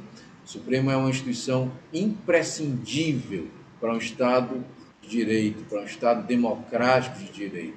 Ele é o nosso bastião de resistência contra o exercício do poder. E tem que ser valorizado. Tem que ser visto por todos nós como uma peça indispensável da nossa democracia. Sem ele, nós não temos nada. Ficamos a depender de alguém que diga o que é que tem que ser feito. Não pode ser assim. Tem que ter o controle da validade dos atos do poder tem que passar pelo crivo do Supremo sempre. Bem ou mal, concordemos ou não com as decisões dele, Supremo, mas temos sempre que vê-lo como algo, uma peça indispensável. Sem ele, com certeza, nós ficamos pior. Por pior que seja o Supremo, sem o Supremo, ficaremos pior. Então, temos que valorizar o tribunal e dar apoio aos seus ministros para que eles continuem trabalhando, continuem exercendo a sua função e nos protejam dos abusos que são naturais, inerentes ao exercício do poder. Não é um ou outro titular atual do poder, que a gente chama assim governante de plantão, não é um ou outro que vai fazer o certo ou o errado, não, são todos, todos. A tendência ao exercício abusivo do poder é inerente a ele poder. Isso não é novidade, isso está nos livros de teoria geral há muito tempo. Montesquieu já equacionou isso e já nos mostrou que é desse jeito. E o Supremo é esse dique, essa barreira que de uma maneira ou outra nos ajuda. Com todos os erros e todas as mazelas que podem existir no tribunal, mas ainda é indispensável. Pelo menos essa é a minha maneira de ver o nosso tribunal. Então, alguém com alguma colocação, alguma dúvida, sugestão de tema para a gente discutir na sessão do mês que vem?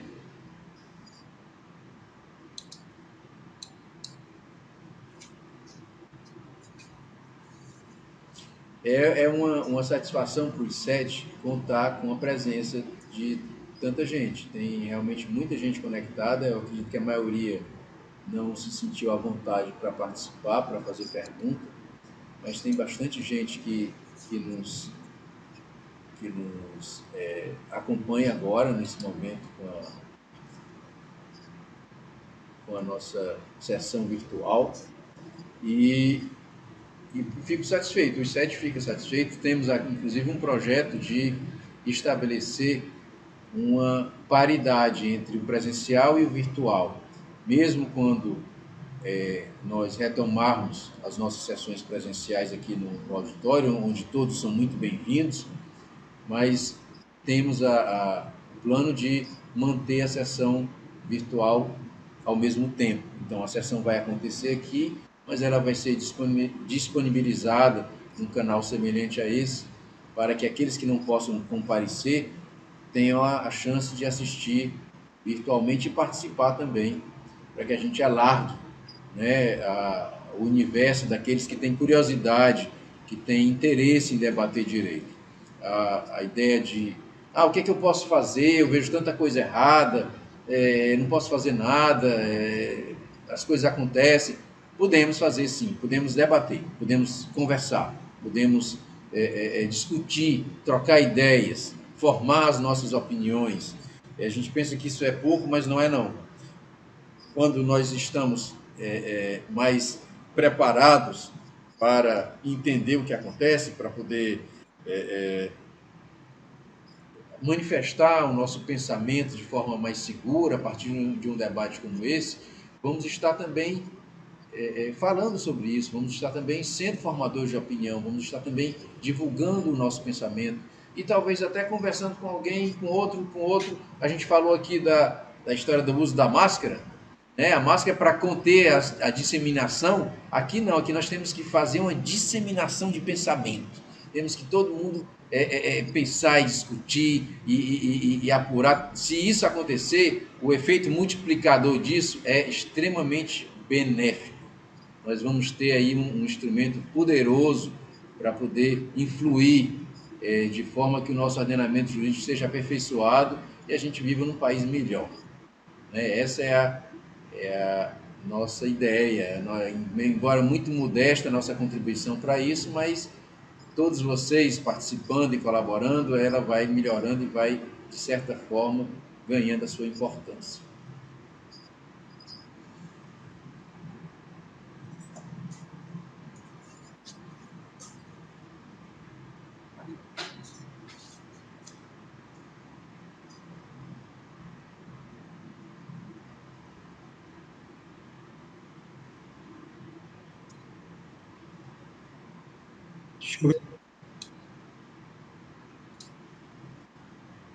Deixa eu ver.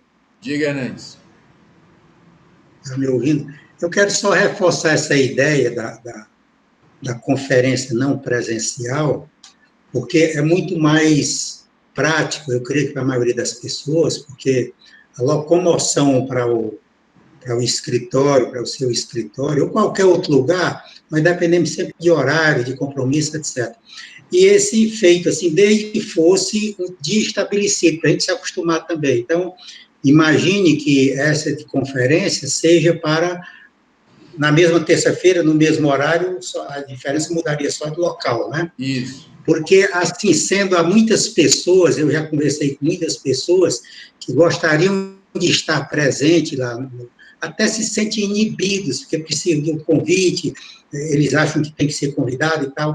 É muito aberto, toda pessoa que vai aí vai bem recebido, mas a pessoa não pensa assim, ele não tem um contato tão direto, então muitos deixam de ir, sendo assim, que depois de ser divulgado, que tal terça-feira, digamos, que seja um mês sim, um mês não. Então, você pode marcar desde o começo do ano que nos meses tais, nós teremos a conferência em tal hora, e muito mais gente irá comparecer, ou melhor, estará presente, com a vantagem de, estando no seu local de trabalho, geralmente as pessoas têm mais condições até de acesso, de reforçar uma pergunta com uma pesquisa, ok? Isso mesmo, Hernandes. A ideia é exatamente esta. Vamos manter a nossa tradição de ser a última terça-feira de cada mês, manter o horário das 9h30 da manhã, né? E estabelecer aquela rotina, né? E que as pessoas que tiverem interesse já vão saber, é a última terça-feira do mês, às 9h30 da manhã, vamos distribuir os convites da mesma maneira. Dessa vez, cada convite vai acompanhar um link para participar da reunião. E vamos contar com a participação de todos. Aqueles que puderem vir aqui, ótimo. Vamos manter o nosso auditório aqui, a nossa atenção a todo mundo que vem. E aqueles que quiserem participar via a plataforma aqui de vídeo, de comunicação, vão participar e vão ser bem-vindos da mesma maneira. E com isso, o alargamento, né, do alcance das nossas reuniões. É uma coisa que tem se percebido, eu acho que muita gente já percebeu isso, uma reunião que antes tinha 10, 15 participantes, depois ela passou a ter 20, 50 ou 100, quando ela passou a ser virtual. Exatamente por essa facilidade que você colocou, de que você não precisa se deslocar, que você se conecta com mais facilidade, e a partir daí tem mais oportunidade de acesso, né? E vamos fazer isso sim, Hernandes. É uma ideia que nós já estamos trabalhando com ela, mesmo quando a presencial retorne. E você, inclusive, eu acho que só está participando porque é assim, né? Senão você estaria ainda trancado em casa. De quarentena. De quarentena. Aliás, no meu já vai de imensa, 6 centenas, né? Quer dizer, eu com 6 meses já, né? Isso. Porque teve a questão da cirurgia, a convalescência em seguida, foi muito tempo. No meu caso, eu já estou quase me acostumando. Viu? Pronto. Estou até pensando em não mais trabalhar, só ficar assim. Não, mas ok, você está professor, foi muito boa. Você está trabalhando, é um trabalho diferente, mas a gente está trabalhando. Pois é. O segundo, nos brinde aí com uma manifestação sua. Sim, desculpe, teve uma hora que eu tive que sair, que eu estava em 2 reuniões ao mesmo tempo. Hoje era o último dia da minha aula lá de processo tributário e a turma fez lá um bolo. Eu achava como é que eu ia comer um bolo virtual, mas mandaram deixar o bolo aqui em casa. Aí eu tive que parar daqui da reunião para ir para a reunião da turma onde estava tendo o bolo. Tem um aspecto que eu acho que é muito interessante em relação a esse tema da multa, que é também o problema do bis in idem. Eu não sei se na hora que eu saí para comer o bolo, na outra reunião, se isso foi tratado. Que quando o contribuinte declara uma compensação, ele declara o débito, declara o crédito. Quando a compensação não é homologada, já existe a multa de mora em relação ao débito dele. Então, se ele ainda sofrer a multa pela compensação não homologada, nós temos uma dupla punição pelo mesmo ilícito, que é o de não ter pago aquele valor, não é? Então, ainda teria, além dos aspectos de nem ter um ilícito, porque está punindo sem que haja ilícito, porque o direito de pedir não é ilícito. Eu não posso confundir o direito de pedir com o direito de ter a petição aprovada ou julgada procedente. O direito de pedir, ele existe mesmo que o pedido seja negado. Então, eu não posso punir o pedido negado. Talvez, como foi mencionado, o doutor Schubert mencionou logo no início da exposição dele, que o argumento da Receita é o de que os contribuintes fazem isso abusivamente, não é? Fazem as compensações para ir ganhando tempo, eles vão se financiando com as perdecompras de créditos que não existem, até que a compensação seja não homologada, o contribuinte vai tendo prazo vai tendo fôlego. Se ele só declarar e não pagar, vai ser escrito em dívida ativa e ele vai ser executado. Mas se ele declarar uma compensação, ele consegue um tempo, até que a Receita Federal descubra que ele não pode compensar, ele tem um tempo para se financiar. Lá na frente, quando a compensação não for homologada, ele só pagaria com juros e ficaria livre. Mas aí tem a questão da multa de mora, como eu mencionei, e tem a questão de que, se fosse para punir os que fazem isso fraudulentamente, a lei poderia dizer, só que ela pune todo mundo, né? Mesmo quem faz a compensação sem ser de maneira fraudulenta. Então, são só esses aspectos aí que eu queria pontuar, mas dizer que fiquei muito positivamente satisfeito e surpreso com o quórum. Acho que, como foi mencionado agora na conversa com o doutor Hernanes, que aparece aqui como Marina. Ainda bem que ele ligou a câmera, senão eu ia pensar que era a Marina que estava falando. Como foi mencionado por ele, a gente tem um quórum bem mais alargado. Agora já nem tanto, mas há algum tempo atrás, no meio da reunião, um quórum mais alargado até do que quando a gente tem as reuniões presenciais. Isso é muito bom. E parabenizar o doutor Schubert pela exposição. Quando eu saí para ir lá ver a questão do bolo na festa da turma de processo tributário, já tinha terminado a exposição, o doutor Hernandes já estava falando. Eu gostei muito da exposição. Doutor Hernandes Marina, né? Silda, Marina, exatamente. A colocação que você fez é extremamente pertinente, a questão de ser um bis in idem, né? Nós falamos aqui, não dando destaque para ser um bis in idem, porque a colocação foi a mora já está sendo apenada. Então, o que é que o contribuinte fez, em princípio? Atrasou um pagamento por uma conduta que está prevista no ordenamento, que é a declaração de compensação, mas ela levou à consequência, qual foi? Atrasar o pagamento. Esse atraso está sendo sancionado, conforme o ordenamento prevê, com juro e multa. Pronto. O fato de eu não ter homologada o meu pedido de compensação, que é punido com 50% a mais de multa, que ele coloca de uma forma a ser paralela ao atraso, é que ele cai no vazio. E qual foi o ilícito que eu cometi? Porque eu fiz como o regulamento determina, o regulamento que determina que a compensação só pode ser feita assim. Se eu tivesse outra maneira de fazer a compensação, ok. Não, a compensação só pode ser feita assim. Esse é o caminho legal de fazer a compensação. Eu cumpri com o meu dever, a minha obrigação acessória, bem direitinho, do jeito que está no regulamento. E porque a Receita disse não, eu vou pagar multa? Aí fica complicado. Fica muito complicado. Então, a ideia é exatamente essa, de falta de fundamento jurídico. É que a Letícia até me perguntou, mas eu não tenho assim muita familiaridade com tributário e tal. Mas, Letícia, essa questão aqui ela é muito mais de teoria geral do que tributário. É saber, eu posso cobrar uma sanção, uma multa sobre algo que não é ilícito, ou eu posso chamar ou tentar qualificar qualquer atitude como um ilícito. Então, nem posso cobrar multa sobre algo que não é ilícito, nem tenho a liberdade de qualificar qualquer tipo de conduta como ilícita, quando na verdade ela não é ilícita, né? Pelo contrário, no caso concreto, ela é necessária ao procedimento de lançamento por homologação. Eu tenho que declarar dessa maneira porque o regulamento determina que eu declare assim. Eu não posso nunca dizer que isso é ilícito. A questão até ela é paralela, e eu não digo mais importante, mas talvez até mais ampla do que o direito de petição. Porque o direito de petição ele é muito específico ali com aquele pedido, mas essa não pode tratar como ilícito algo que não é, ou não pode multar, da forma que está sendo colocada, o exercício de um direito, qualquer que seja ele, seja de petição, seja qualquer um outro. Então, a ideia é essa, e é aí que ganha importância o acordo do Supremo.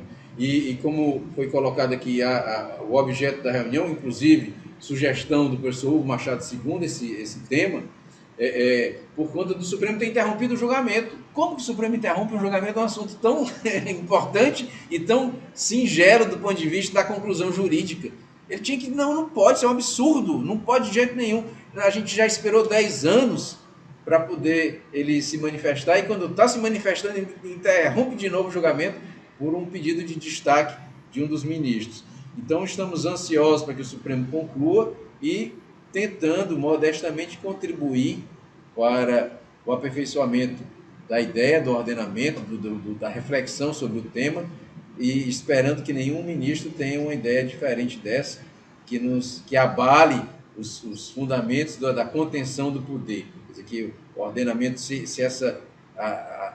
for aberta essa fresta, essa aresta, essa porta, essa janela imensa no dique de contenção do poder, a gente fica fragilizado. O governo agora pode considerar qualquer coisa como objeto de multa, que é horrível, que é um perigo. Um perigo. Um regime autoritário, isso aí é massacrante. Mas é isso, a questão do quórum, segundo também nós colocamos aqui, é muito interessante. A ideia também do professor Hugo Machado II, a ideia da gente fazer uma reunião compartilhada, mesmo no ambiente presencial, quer dizer, vamos fazer a reunião presencial e manter a possibilidade de reunião virtual paralela, concomitante, que vai alargar isso. E como a gente estava, o Hernandes conversando também, participando, eu elogiando inclusive a participação do Hernandes. Eu acho que o Hernandes é um dos mais assíduos membros do I7, do ponto de vista das reuniões e das manifestações também em reunião. Ele diz assim, porque eu sou muito prolixo, eu falo às vezes um assunto e misturo com outro e tal, mas isso às vezes enriquece, Hernandes, traz para a gente motivo de debate, né? E acho que a ideia é exatamente essa, a ideia do nosso instituto é debater, é conversar sobre o direito e tentar tirar daqui alguma coisa que nos ajude a entender essa selva, essa emaranhado de coisa aí que fica cada dia mais complicado.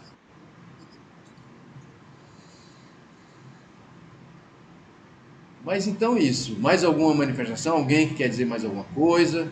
A gente caminha agora para encerrar a reunião, se não houver mais alguém. Pode ser o caso de perguntar se alguém tem alguma sugestão para o tema da próxima, não é? Pronto, já fiz essa pergunta. Para saber se alguém poderia sugerir. O Matheus está dizendo aqui, nessa linha de sanções, que tal uma discussão sobre apropriação indébita nos impostos indiretos, tendo em vista a qualificação criminal dessas condutas?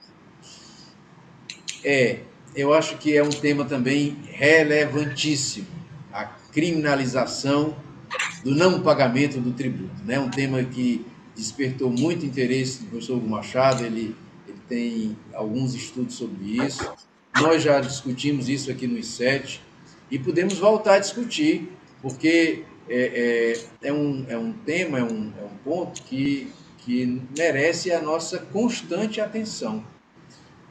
Há pouco tempo, o Supremo cancelou uma súmula, que também já foi objeto até de um vídeo do professor Hugo II, sobre esse cancelamento da súmula, que trata da incidência do imposto de renda e da contagem do tempo da ocorrência do fato gerador e da possibilidade da norma ser retroativa ou não, e o Supremo definiu melhor a questão, estabelecendo que, uma vez iniciado o fato, no dia 1º de janeiro, a norma não pode mais alterar para aquele ano, quando antes o Supremo admitia que durante o mesmo ano a norma podia alterar o imposto de renda, até que fosse no mês de dezembro, alteraria o regramento do ano inteiro, e agora diz que não mas uma tese que o Supremo mantinha uma súmula, e durante muitos anos, e depois de bastante insistência da doutrina, de resistência mesmo dos estudiosos, de que aquilo ali estava errado, ele reviu o pensamento dele. Então, é mais um motivo da gente não se conformar com essa decisão aí do STJ, que diz que não pagar tributo é crime, que é um outro perigo, é uma outra coisa assim, uma arma na mão de um poder autoritário. Não há como se admitir que o simples atraso no pagamento constitua o ilícito penal. E um tema relevantíssimo, Matheus. Já está anotado aqui para a gente retomar esse tema, ele continua atual e agora ganhou até um aspecto curioso, porque alguns escreveram artigos até o não pagamento do tributo numa época de pandemia, quer dizer, a pessoa não paga o tributo porque realmente não está vendendo nada, a loja está fechada e ainda vai ser apontado como criminoso porque não pagou aquele tributo. Então uma lente de aumento que se coloca, né? Como dizem, a pandemia colocou uma lente de aumento sobre diversas mazelas brasileiras, a saúde principalmente, mas algumas questões até tributárias também foram aumentadas com essa lente para que a gente as enxergue melhor. E essa questão da apropriação indébita é uma delas. Boa sugestão, Matheus. Vamos anotar aqui para incluí-la entre os nossos possíveis temas das próximas reuniões. Obrigado.